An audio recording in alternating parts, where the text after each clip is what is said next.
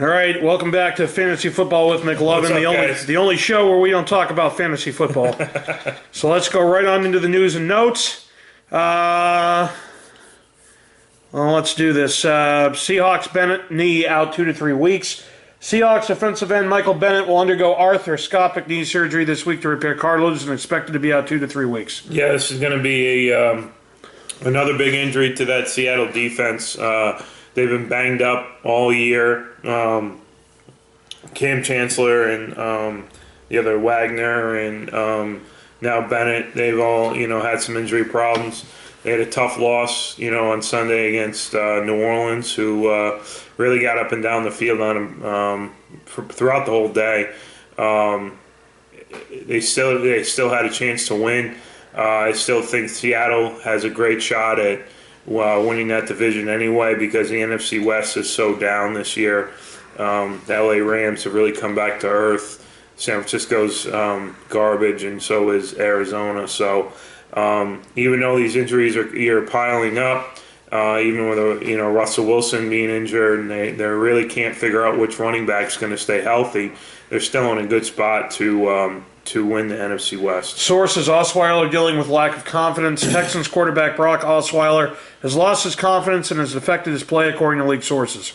Well, I think we talked a little about this last week. Osweiler, he got a big contract, got a lot of money, but he's really never played a full season in the NFL.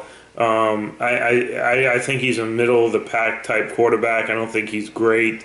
He's definitely not as good as the money he makes or the money that Houston gave him, for sure. Being on a team last year with a great defense in Denver and a good running game, Houston is not even close to a team of that caliber. So, he's been inconsistent all year, but I just think that's what type of quarterback he is. I think the reason why everyone's upset is the fact of the matter they gave him so much money and he hasn't really come through and hasn't been consistent at any point during this entire year. So he is who he is, and that's why I think who he is a middle of the pack quarterback who's not great, and they gave him too much money. All right. Sources: wide receiver Gordon released from rehab facility. Browns wide receiver Josh Gordon was released last week from a rehab facility in New Hampshire, where he spent the previous 30 days. Well, this is another guy with unbelievable talent, and the only fact of the matter is that Cleveland's going to do whatever they can to keep him at bay, and always give him that outside chance of ever coming back and playing for him. He's a top-notch receiver. His last year he played, either 2012 or 2013, he was one of the best receivers in the game. Obviously, he's made a lot of poor decisions in the past, and hasn't really got his head on straight. Has had many different opportunities to go into rehab, but he hasn't stayed clean and sober. So hopefully this time around he can figure it out, and I think he still has a pretty heavy suspension whenever he does come back. So. I wish him the best of luck, and he knows what he has to do in order to stay sober and then get back on the football field. Source: return versus Ravens uncertain for Big Ben. The Steelers are uncertain whether Ben Roethlisberger can return from his knee injury for the team's Week 9 matchup in Baltimore against the Ravens. Well, Roethlisberger's had 2 weeks off, 2 weeks plus off after the loss to New England when he didn't play, and then the bye week last week. I think they need him back. This is divisional rivalry, the big divisional game against two teams that hate each other. Landry Jones is obviously not the answer, but if Big Ben can't go, they're going to have to go with Landry Jones again. They have two really stars and arguably the best at each position in Antonio Brown and Le'Veon Bell. But they need Roethlisberger in there to, maximize their strength and their skill guys and getting him the ball, and especially Antonio Brown downfield. Baltimore is a decent team, they're middle of the pack, but I think that if Roethlisberger's not going to play, then it's going to change the whole complexion of that game. So. Roethlisberger is a tough bastard. He's a gamer, and I think he's going to play. Dolphins to play Saints in London next season. The Dolphins will make their third trip to London next season as they are scheduled to play the Saints in 2017. Well, we've seen a lot more of these London games this season more than any other season. The NFL is trying to make a hard push to get franchise over there. We've talked about that in the past, how difficult that would be for many reasons, not just football, but for travel reasons, for guys being away, 9-10 months out of the year away from their family. People aren't going to want to move their families over to England. It's really it's a tough game to prepare for. I prepared for one when San Francisco went over and played Denver back in 2010. You're really not getting a full NFL experience. You have different locker rooms, you have different practice fields. The actual game that's being played is on soccer turf, which slows the game down. And if it's raining out, forget about it. It's a mud show. The players hate it. I can tell you that right now. NFL personnel hates it. Nobody involved in the game likes the idea because you're traveling to another country just to play a football game, and just by seeing the fans really are clueless. Okay, they're soccer fans. They give them flags to wave, and they're waving every time. And then you see everybody and their mothers wearing a different, whether it's AJ Hawk jersey to Clay Matthews jersey to Julio Jones jersey and they're not even part of the game. So there's really no fan base over there. They think it's the fan base over in England just think it's like a big circus, like the NFL's coming to town again, and they don't really care who wins or loses. The bottom line is that it takes a home game away from the home team, and in football that means a lot, especially these days when the games are so close. So not only does it take a home game away from the team who should have the home game, it's really not beneficial to either side. The only people that are making out right now are the NFL, and they don't care about the players, the coaches, or the staff. Seahawks Thomas hugs ref after touchdown is flagged. Seahawks safety Earl Thomas hugged an official after scoring a touchdown Sunday, drawing an unsportsmanlike conduct penalty. I don't know what to say. I mean, I guess you can't touch an official ever.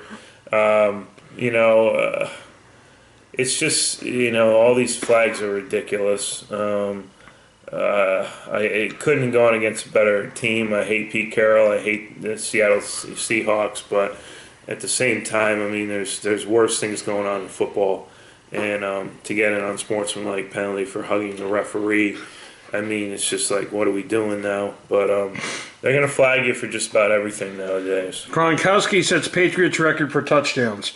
Rob Gronkowski set the Patriots franchise record for touchdowns Sunday, catching a 53-yard scoring pass in the second quarter against the Bills to give him 69 touchdowns for his career. That's unbelievable. I mean, when was he drafted? 2010? Sure. Yeah. So, and how many games has he missed? A lot. Yeah. You probably have close to 100 by now. Rob Gronkowski is the best tight end of all time, and there's not even a close second. Now, everyone's going to say Sharp and all these other people. No one can control a game like Rob Gronkowski can. No one's been unguardable as Rob Gronkowski.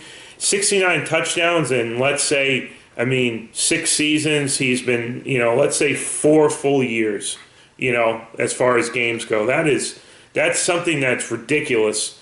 And he's a guy that, and the thing is, if he's healthy, he scored more touchdowns. I can't even believe it's that high. I mean, he's getting a touchdown pretty much every single week he's out there and he's healthy. He missed 4 games this year. Not being completely healthy. This is a guy who is clearly the best tight end of all time. I don't care what anyone says. There's no one with a skill set that he has, where he can run. You need 3 guys to bring him down. He's strong as fuck, and he's the elite. He's the best. We have a guy in front of our eyes right now who is clearly the best position player at one position. And when we see guys come along like this, There's never another one, so everyone enjoy, watching Rob Gronkowski play. Source: Pax Montgomery out after blood and urine. Packers receiver Ty Montgomery was inactive for Sunday's game in Atlanta because he was dealing with a kidney-related ailment. Sources tell ESPN's Josina Anderson and Ed Werder. I guess that's what happens when a wide receiver then becomes a running back. Blood in your piss is it's not comforting. Let's just say that. Green Bay's had a boatload of troubles in their running back. They have two no-name guys, or three no-name guys now playing, but Ty Montgomery has got bigger problems if he's pissing out blood. That's probably a good reason for him not to play on Sunday. NFL sacks leader Alexander injured versus Patriots. Lorenzo Alexander, the NFL sacks leader with 9 this season, injured his hamstring Sunday against the Patriots. He had been ruled out by the Bills for the rest of the game. That's not good. That Bills team, was playing extremely well. Then they, ran into, 2 divisional games. I think they're 1-3 in the division now. And this is a team that was started off garbage, got hot, and now, they're really licking their wounds. And, the thing about the Buffalo Bills is, that the games that they've had to win, they haven't won. And, that's going to come around to hurt them. I don't think there'll be a playoff team. I don't think there's going to be 2 playoff teams coming out of the AFC East unless Miami can, run the table. But, it's too bad for a guy that's playing that well for him to have a hamstring. Only time will tell how long he's out for. Chiefs lose quarterback Smith, running back Ware to concussions. The Chiefs lost quarterback Alex Smith and running back Spencer Ware to concussions in Sunday's victory over the Colts. Yeah, I saw Alex. Alex got hit pretty hard. He was cleared, and then he came back in, threw for a touchdown, but then left it and never came back. So I know we always talk about the concussion protocol and how difficult it is for a guy to get a concussion and even to be cleared to play again.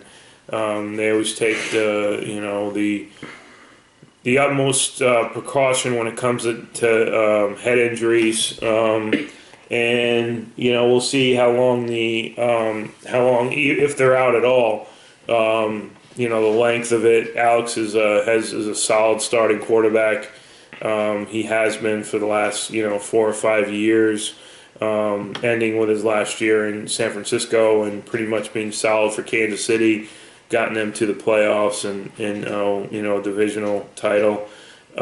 Basically, they need Alex Smith in there, but the backup came back, and he really did a lot to win that game against a bad Indianapolis Colts team. I hope he gets better. I'm a big fan of Alex Smith, and he's a great guy, and I hope he gets better and can play. Furious Norman rips into ref after Redskins tie. After he was called for 4 hands to the face penalty Sunday, Redskins cornerback Josh Norman unloaded on field judge Brad Freeman. Well, I saw a lot of them. They were legit calls. He just couldn't. He had A.J. Green was eating him alive. I watched a lot of that game, and A.J. Green just made him look stupid many times throughout the game. As we know, Josh Norman's a big crybaby. He's just, those receivers and those, deep defensive backs are such divas, and it's all about them, and the whole world revolves around them. And I'm glad to see a guy like AJ Green really dominate Josh Norman, who had a great year last year with Carolina and is really having a subpar of the year this year. But he just needs to keep his mouth shut. The flag's a flag, and just play football. Saints bench Mark Ingram, but still run down exhausted Seahawks D. The Saints used a ball control attack to wear down the Seahawks and overcome an early Mark Ingram fumble, posting a much-needed upset win. Yeah, you got to give the Saints a lot of credit. I think I said last week.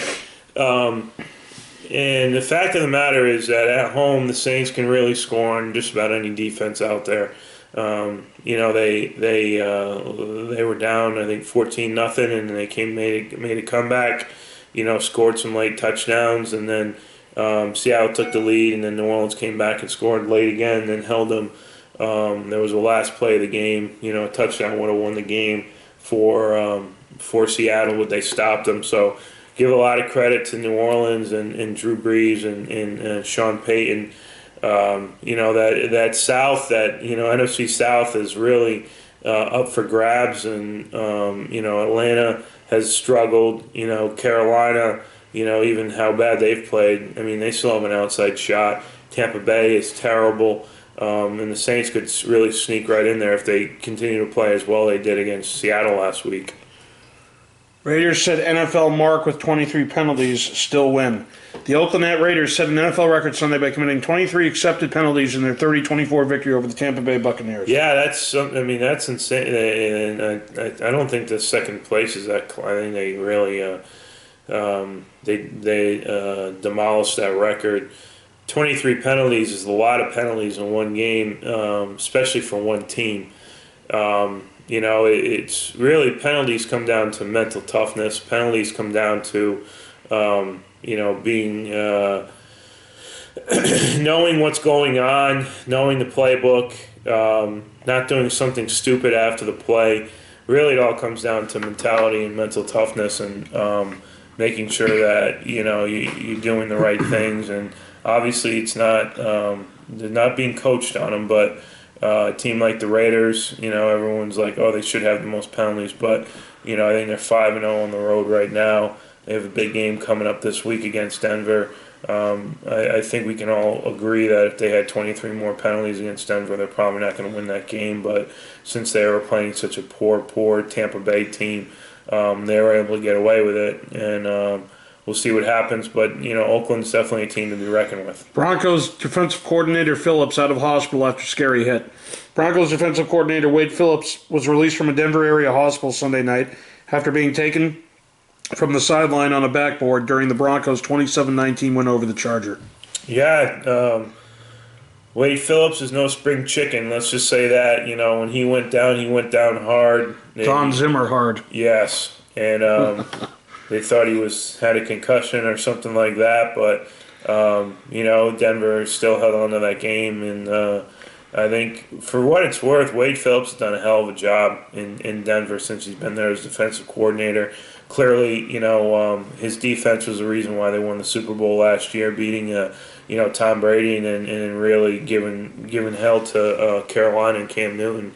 But I've never been a big Wade Phillips guy, but I mean, you got to give him a lot of credit. Whatever he's doing, the players are buying into it, and we'll see if he's ready for next week. Newton tired of cheap shots. Quote, I don't feel safe.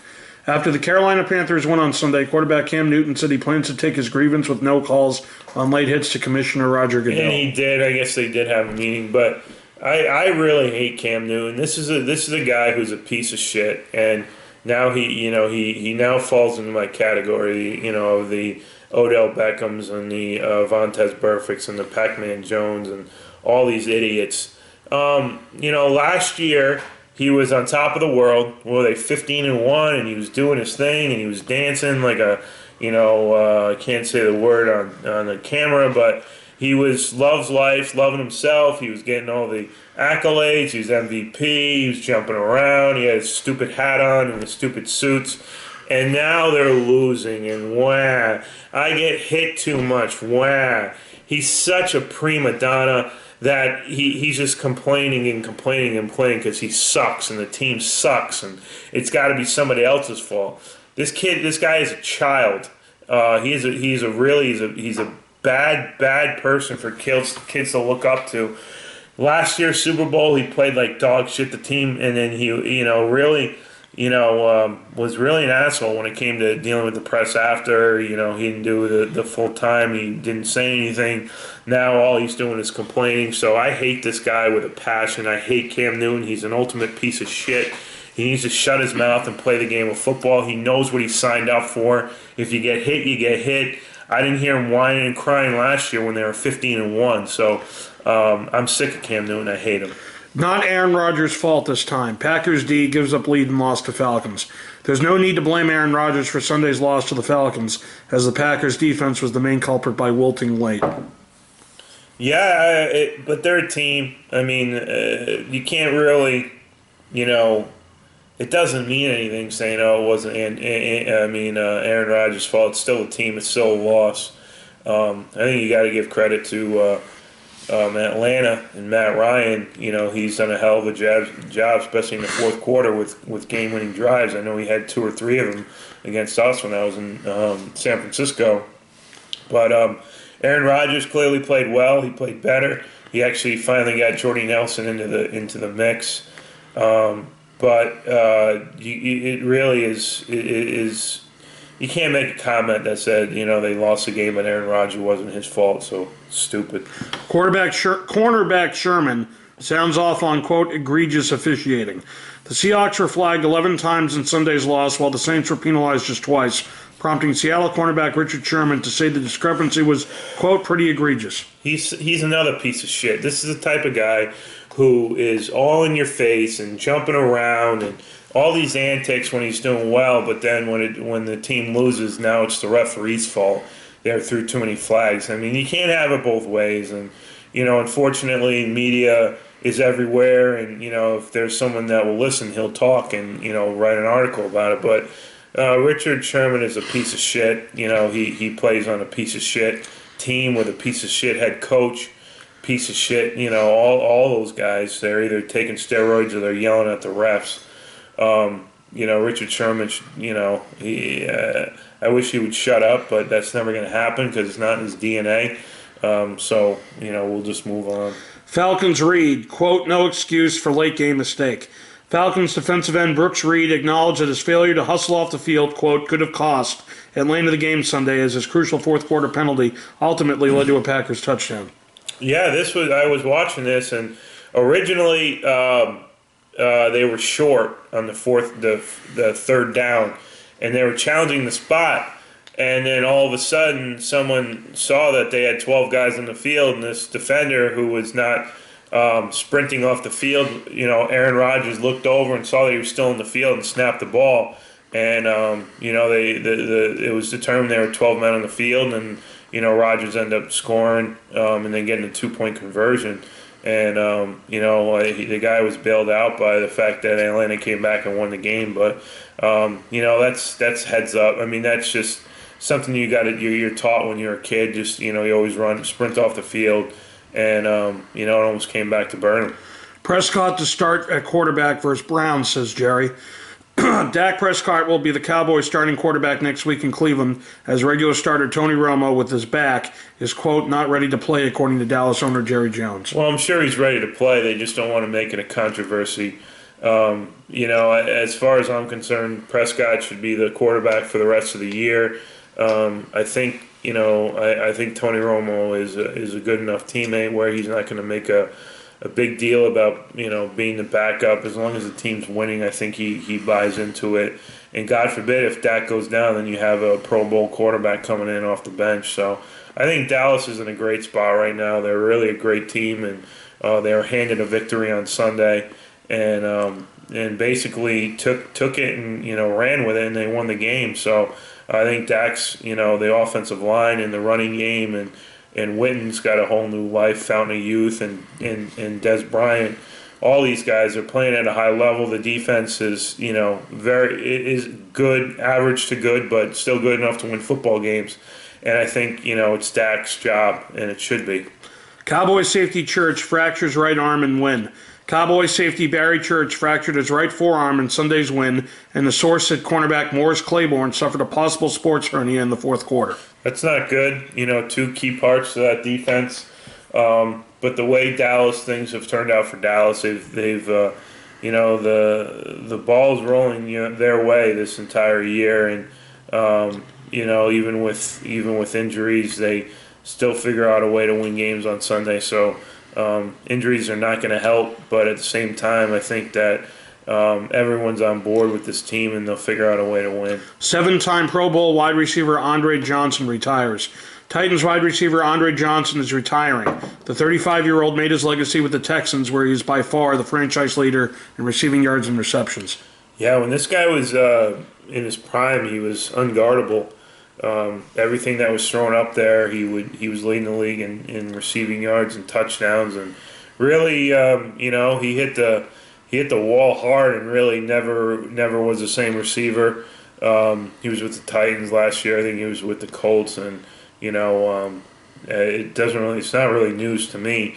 He should have retired, 3 or 4 years ago, but still wanted to get paid. But I think that he'll go down as one of the best receivers in the era of the 2000s as far as being a unstoppable target for Houston. Hicks denies saying Vikings had bounty program.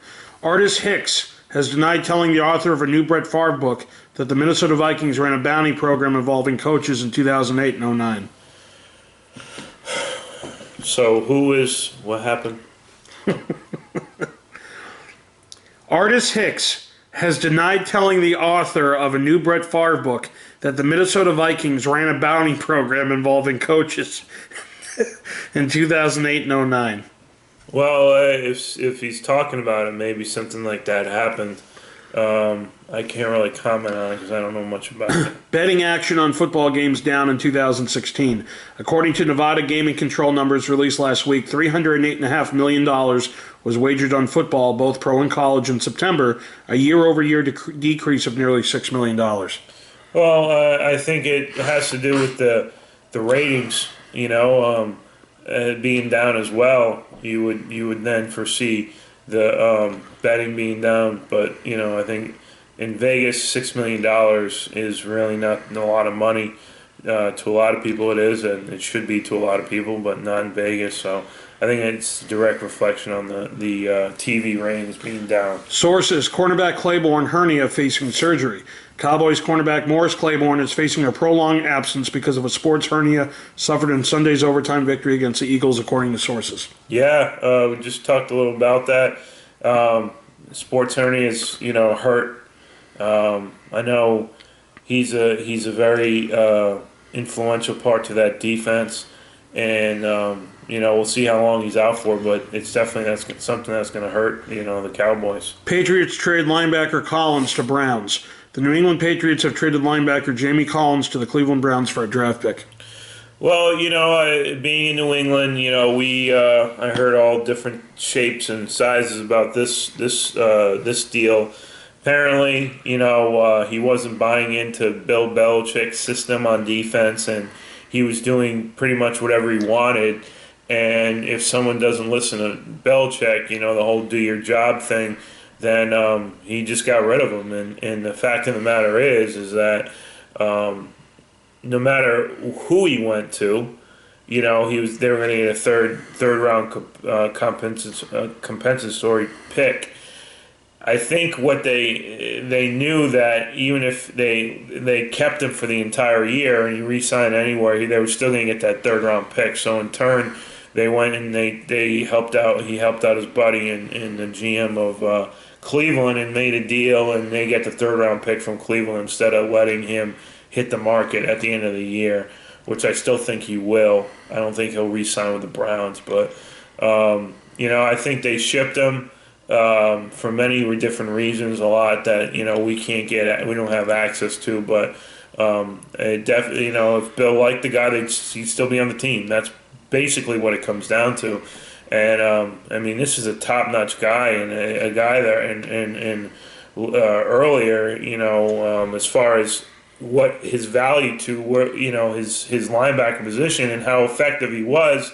Belichick, compared him to Lawrence Taylor, and the fact of the matter that, this is a guy that, does more than what's expected of him, and really is the way Collins plays. This is a guy who's arguably the best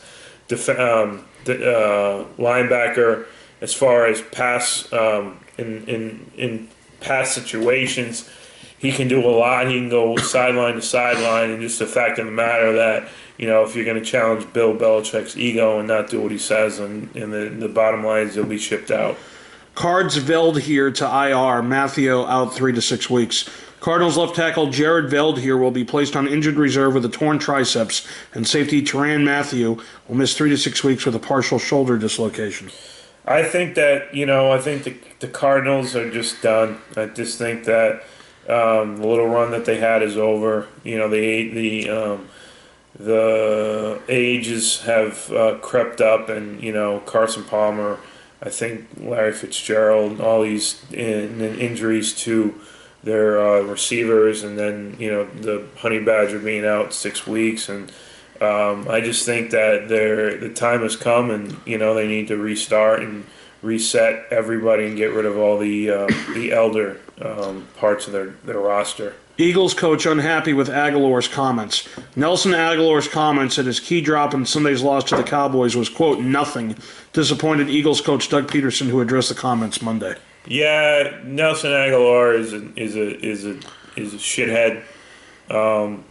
Obviously, I heard EDP, ranting about this, and he's right. If you're a receiver and you have one job and that's to catch the ball, and you say that drop didn't really hurt the team, he's full of shit.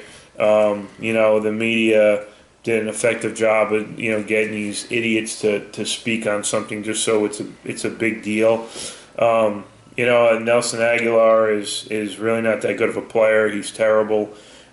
He drops way too many balls, but so does everybody else in that Eagles receiving core.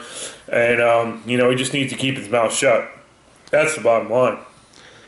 Source, Bucks running back Rodgers has sprained foot. Buccaneers running back Jacquizz Rodgers suffered a foot sprain late in the team's loss to the Raiders on Sunday, an MRI has revealed. Yeah, he really stepped in when Doug Martin went down, but now they're both injured. I think, one of them's probably have to come back earlier on their injury in order for them to have a running back that's solid. They have a short week this week. They're playing Atlanta tomorrow night. So, we'll see who runs in the backfield. Big Ben takes some first-team reps at practice. Ben Roethlisberger, quote, looked really good when he took some first-team reps in Monday's practice, Steelers right tackle Marcus Gilbert said. Yeah, I think he will play. We talked about this earlier. I think that if he's taking first team snaps on Monday, then I think he'll be ready on Sunday. Rivera supports Newton's complaints about hits. Carolina Panthers coach Ron Rivera said he fully supports the complaints expressed by quarterback Cam Newton about not being treated fairly as a pocket passer. Yeah, I heard these on the radio. I think he just more or less wanted to clarify that Cam Newton is complaining about being hit in the pocket. He understands that going outside of the pocket, he's free game. But you could ask every single quarterback in the league, and they're going to agree. But a lot of them aren't. Like Cam Newton, who want to make a big deal about it. Chiefs now believe quarterback Smith isn't concussed. The Chiefs said Monday that they don't believe Alex Smith has any head trauma a day after the quarterback was pulled against the Colts because of a suspected concussion. Well, that's good. It means, he'll be able to play, this Sunday and for the remainder of the year, so I'm glad to hear that. Montgomery, illness related to sickle cell trait.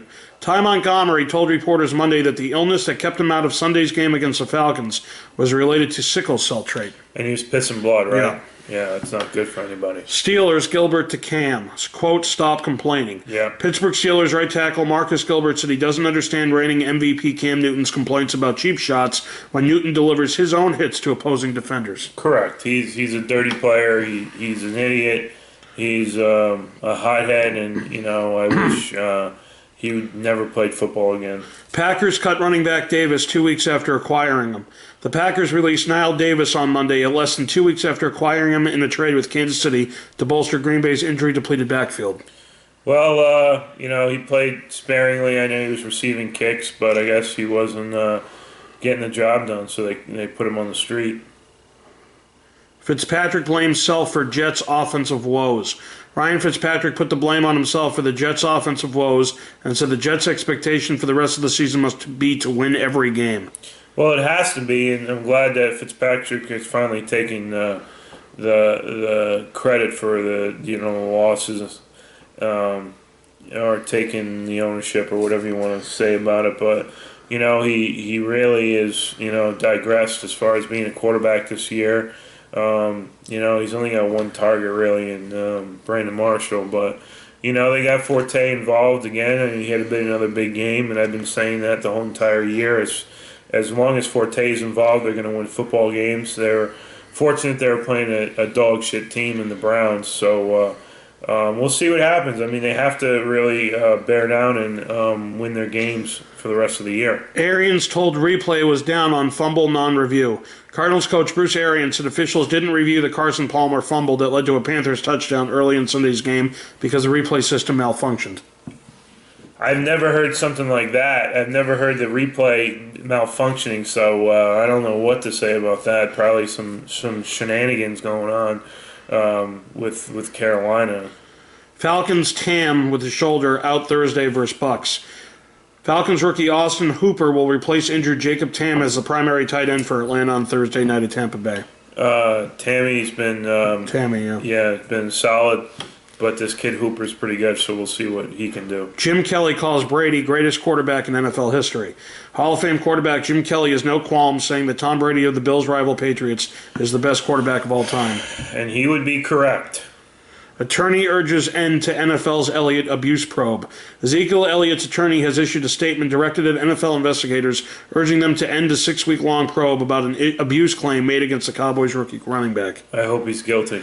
Cutler's pregame speech sparks Bears efforts. Jay Cutler, before leading the Bears past the Vikings on Monday night, delivered a pregame speech to the entire team that resonated throughout the locker room. Well, Cutler actually showed that he cared, and he played well, and they beat the Minnesota Vikings, so the moral of the story is if Cutler gives a shit, then they'll win games. Source, NFL says refs missed a legal hit on Cam. The NFL has concluded that officials should have penalized the Arizona Cardinals for an illegal hit Sunday on Carolina Panthers quarterback Cam Newton, a league source told ESPN's Ed Werder. That doesn't really help any, but, too bad. Jones, quote, chemistry, important for quarterback decision. Jerry Jones sounded open to the idea of Dak Prescott remaining the Cowboys starting quarterback even after Tony Romo is healthy enough to return.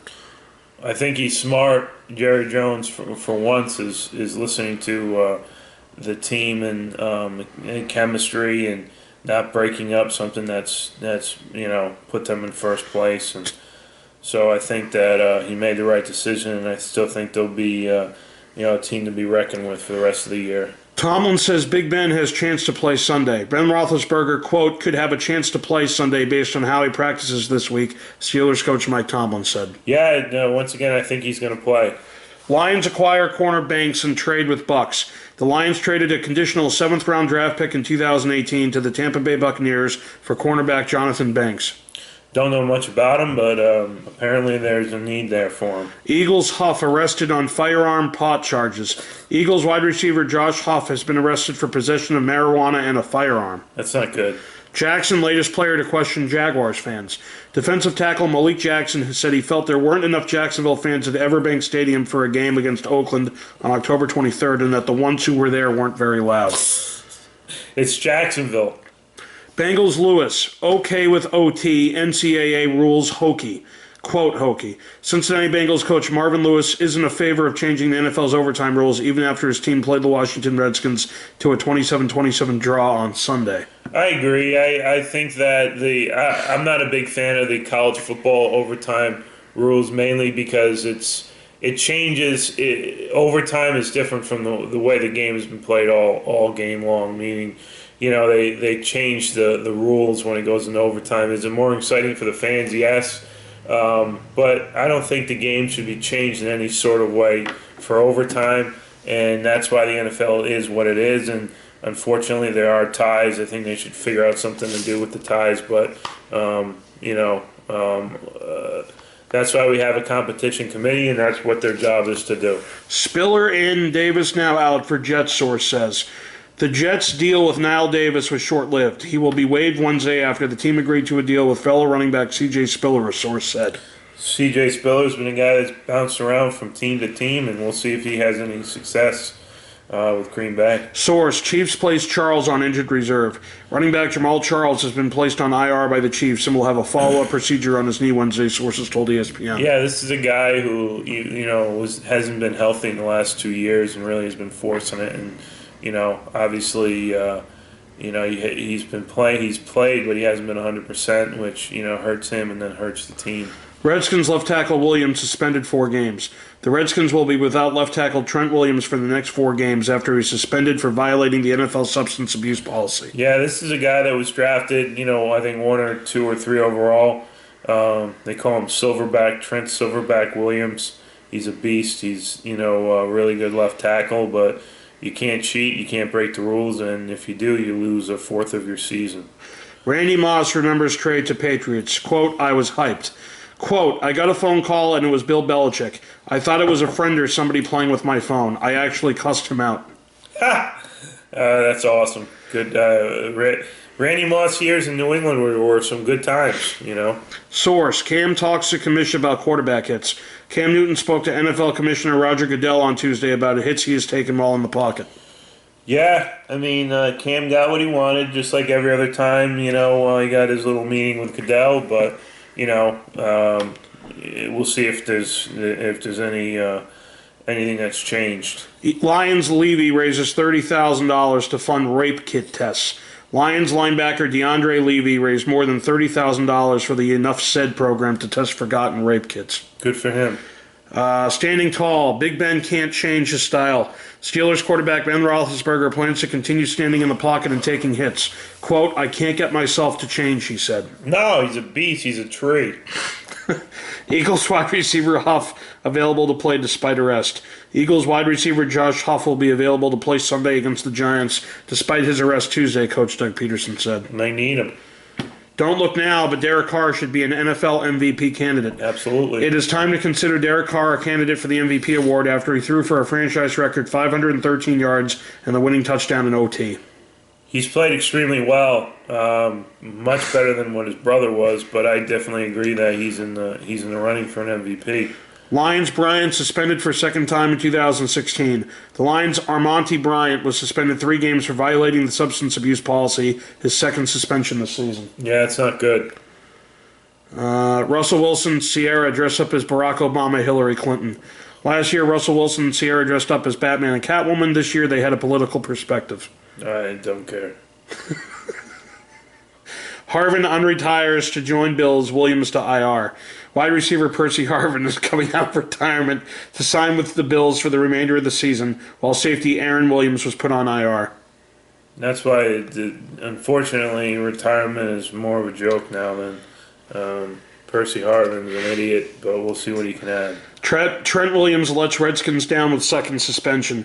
The loss of Trent Williams comes at a difficult time for the Redskins, who have no margin for error at 4-3-1 and have a challenging schedule ahead. Correct. It's never a good time to get suspended, but especially for what the Redskins have coming up. Payton, quote, madness that no full-time refs in NFL. Sean Payton is baffled that the NFL still doesn't have full-time officials, telling Pro Football Talk Live on Tuesday that it's, quote, madness the league uses part-timers to officiate games. I agree. With all the, with everything that's put into the sport and all the money and everything like that, you'd figure that the officials would be full-time, but they're not, and we'll see if that changes in the near future. Craigslist ad seeks help for Vikings offensive line woes. Minnesota Vikings quarterback Sam Bradford has been under serious pressure and losses the past 2 weeks, leading someone to post an online ad looking for reinforcements.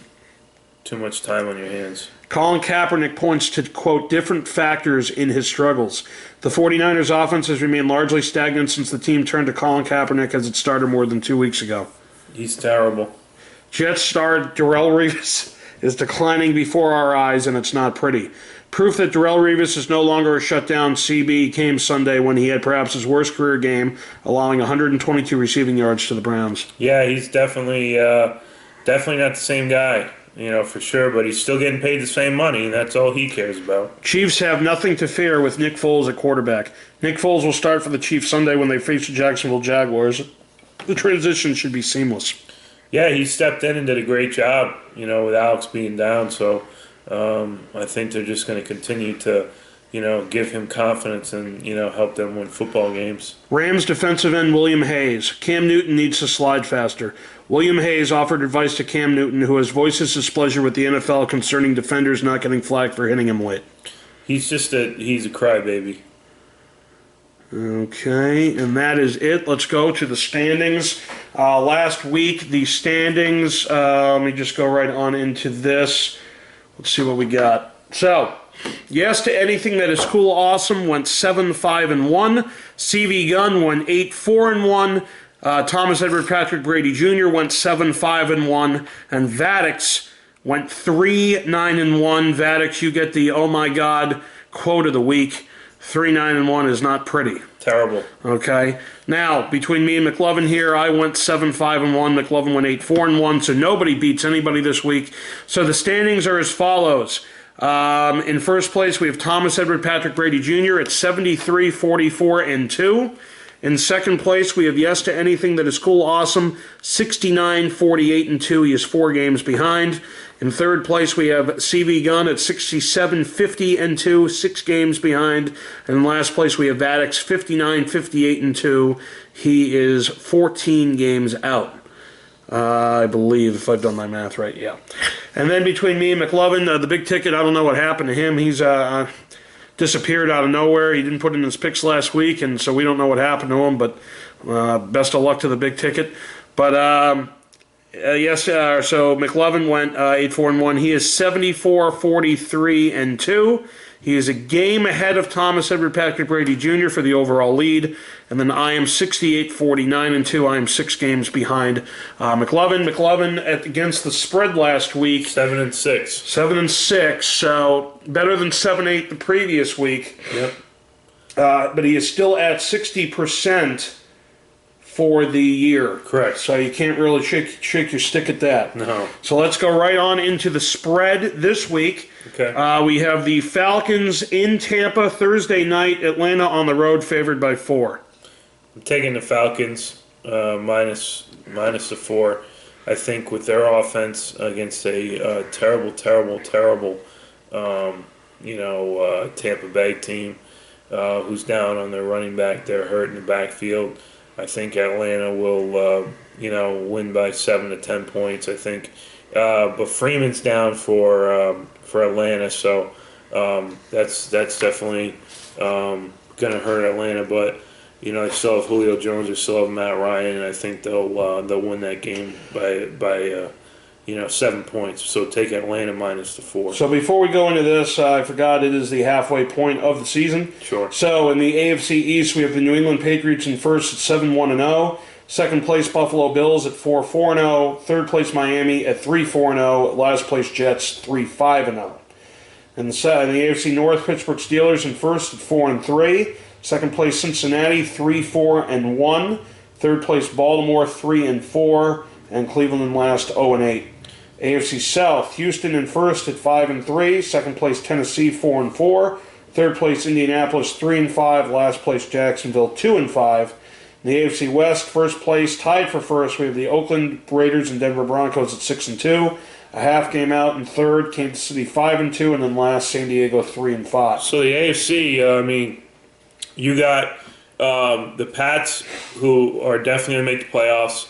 You figure 2 of the teams in the NFC, the AFC West, will make maybe 3 teams, maybe 2 teams come out of the wild card there, because the South and the North, I think, South and the North are only going to have division winners. Correct. So it looks like if I was to betting man, I'd say 2 of the wild cards are definitely coming out of the West. Exactly, which they deserve to be because they're playing the best football. National Football Conference, NFC East, first place Dallas 6-1, second place Giants 4-3, tied for second Eagles 4-3, last Redskins 4-3-1. All teams over 500. NFC North, Minnesota first place 5-2, even with a 2-game losing streak. Second place Green Bay 4-3. Third place Detroit 4-4. Last place Chicago 2-6. NFC South, first place Atlanta 5-3. Second place Tampa Bay 3-4. Tied for second the Saints 3-4. Last place Carolina 2-5. The NFC West, first place Seattle 4-2-1. Second place Arizona 3-4-1. Third place, the Rams, 3-4. Last place, San Francisco, 1-6. So when you look at those, I think the NFC West is pretty much wrapped up with Seattle. I think the South is pretty much wrapped up with, not wrapped up, but I think Atlanta's got a good head of steam. There's only one team I think maybe New Orleans can come back and maybe challenge them. The North, I think Minnesota has clearly shown that they have a lot of problems, and I think that Green Bay will come back and win that division. And then the East, obviously Dallas is ahead, but you may have Philly or the Giants and challenge for that wild card. All right, so then we know that the Falcons 5-3 against Bucks 3-4. Mclovin says take the Falcons -4 on the road. Sunday's games: Pittsburgh in Baltimore. There is no line on this game. Well, I think that's just because of Ben. I'm taking Pittsburgh. Whatever they are. Pittsburgh. It's in. Where is it? In Baltimore. Yeah, Pittsburgh will probably be favored by a field goal, so I'll take Pittsburgh, whatever. All right. Then we have Dallas in Cleveland on the road. Dallas is favored by 7. Dallas -7. I think Cleveland is in a heap of trouble. They can't beat anybody. Never mind beating anybody at home. I think Dallas can score points in a hurry, and I think at it being a 4-quarter game, I think they'll pull ahead by 10 to 14 points at the end of the game. Jacksonville is in Kansas City. Kansas City at home favored by 7.5. Kansas City minus the points. Plus the point, or minus the points, yeah. Kansas City, even with their backup. Oh, God bless you. Thank you. Oh, God bless you. Bless you. Oh, God bless you. Yeah, I appreciate that. So with Nick Foles, I don't think they'll skip a beat. I think they win this game going away. So I'm taking Kansas City minus the points. All right, then we got New York Jets in Miami. Miami at home favored by 3.5. I'm going to take the Jets plus the points. I know Miami's played better at home, but still to give 3.5 points, to the Jets, rivalry battle. I think that will be a low-scoring game, but I think it will be close. All right, then we got Eagles in New York. We will be at this game with EDP445. Giants at home favored by 2.5. I'm going to take the Eagles plus the points. I think that Philadelphia played an extremely good game up until the last couple minutes against Dallas, and they really blew the game. I think Philadelphia is going to have a lot to prove. They're going to play with a chip on their shoulder. I know New York's at home, and this has always been a rivalry and will be a battle for sure, but I'm going to take Philadelphia Eagles plus the points. All right, Detroit is in Minnesota. Minnesota at home favored by 6. I'm taking Detroit plus the points. Detroit coming off a loss last week to the Texans, but I think Minnesota's been exposed as far as their offensive line goes. I think that they've shown that their defense can be scored upon, and I like Matt Stafford against that defense on Sunday, so I'm going to take Detroit plus the points. All right, Carolina is heading into Los Angeles. Carolina on the road favored by 3 at 4:05 p.m. I'm taking the Rams plus the points, mainly because they're at home, and Carolina traveling across the country, with all this media drama with Cam Newton. I think the Rams, need a win, and I think they'll get the win, and I think they'll cover the spread. All right, Saints in San Francisco. New Orleans on the road favored by 3.5. New Orleans minus the 3.5. San Francisco's a bad football team. Home field doesn't really mean anything in this game. So I think New Orleans, who needs to start winning games more consistently, will beat San Francisco, and I think they'll beat them pretty good. So New Orleans minus the points. All right, then we got Tennessee in San Diego. San Diego at home favored by 5. I'm going to take Tennessee plus the points. I think they really are. Tennessee's playing a lot better now than they have throughout the season. They still haven't, they're right in the thick of things for that AFC South. I think that's up for grabs for anybody. And, I think it's going to be a close game. And they may not win the game, but I think they'll cover the spread. And by the way, that is a 4:25 game, and the last 4:25 game on Sunday. Indianapolis is in Green Bay. Green Bay at home favored by 7.5. I'm taking Green Bay minus 7.5. I think the way that Green Bay played last week, with their offense really flying on all cylinders, I think they're going to score a lot of points against a bad Indianapolis defense. And I think Green Bay will do enough to win that game by 10, 13 points. All right, in the Sunday night game, Denver in Oakland for a hell of a matchup, AFC West matchup. It's even. Yeah, it's a pick 'em. I'm taking Denver. I think Denver will win that game. I think Oakland plays better on the road than they do at home, and I think Denver across the board is a better football team. But it's going to be a great game to watch for sure. And then Monday night's game, Buffalo in Seattle. Seattle at home favored by 7. I'm taking the Bills plus the points. With Seattle, with all their injuries and, even Russell Wilson with non-existent running game, all the injuries on defense, I think the Bills will play them tough. I think it will be a low-scoring affair, but I think the Bills will, cover the spread with plus 7. At 4:58 p.m., Sean Payne's bringing the pain. With 25 tomorrow. Okay. And Of the Year patient came in. We'll go over that. So let's go right on into this. We got Falcons and Tampa Bay Bucks. Who do you got? Atlanta. All right, so let me just draw this here. So we got Andy and Pat. We both take Atlanta. Okay. Then we have Pittsburgh and Baltimore. Pittsburgh. Okay. Then we have Dallas and Cleveland. Dallas. Okay. Then we have Jaguars and Chiefs. Chiefs. Okay. Then we have Jets and Dolphins. Jets. Okay. Miami has won 2 in a row. I'm going to take Miami, and they're at home. That's the first game we differ on. Eagles, Giants. Eagles. Yep, I'm also taking the Eagles. Lions, Vikings. Vikings. I'm taking Detroit. And then we got Panthers, Rams. Rams. I'm taking Carolina. Then you got Saints and 49ers. Saints. Okay. Then we got Titans, Chargers. San Diego. Okay. Then we got Colts, Packers. Packers. Okay. Then we got Broncos, Raiders. Broncos. And Bills, Seahawks. Seattle. All right. So the only games we differ, what were they? There's this one. Just 2? Yeah. The Miami.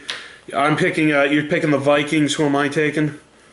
The Lions. Yeah. And you're picking the Jets. Or no, then we have the Jets-Miami game. That's also different. Mm-hmm. I'm picking Miami. You're picking the Jets. I'm picking Detroit. You're picking the Vikings. I'm picking the Seahawks. You're picking the Rams. Mm-hmm. Seahawks or Rams? Panthers. Picking the Panthers. Carolina. Yeah. Now, last week on this show, EDP made a bold prediction. A bold prediction. He said that the Bears were going to upset the Vikings, and you had a look on your face that was fucking priceless. Was 2 weeks ago. It was 2 weeks ago?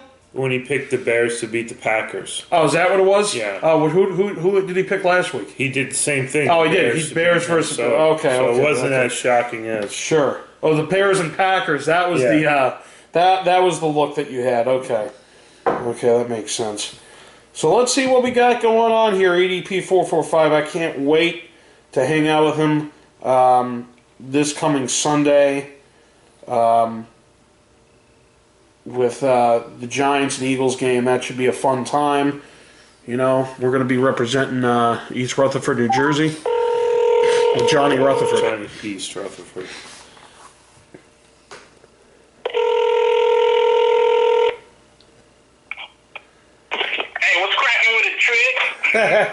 What's up, man? How you doing? Congrats on 100,000 subs, man. Hey, man, I appreciate it, man. Thank you. Yeah. Congratulations. So we got some games on the docket here. You made a bold-ass prediction last week. We were just talking about that. The Bears upsetting the Vikings. I bet $150 on the Vikings, and I lost. So, EDP, you called it. You called, yeah, it sucked. It was a sure thing in my head. But both me and Mclovin bet the Vikings, and we got our asses kicked. But anyway, let's go right on into the games that me and Mclovin differ on. Get your takes on them. We got Miami going into New York. Who do you have? Oh no, I'm bad. My bad. It's the Jets going into Miami. Miami's at home. Oh, okay. Well, shit. Still, both teams suck ass. Probably the Dolphins. I got the Dolphins. All right, that's what I got. Then we got Detroit going into Minnesota. Dude, I'm taking the Lions, dude. Yep, that's what I got. I picked the Lions also. Minnesota's coming off 2 awful looking losses.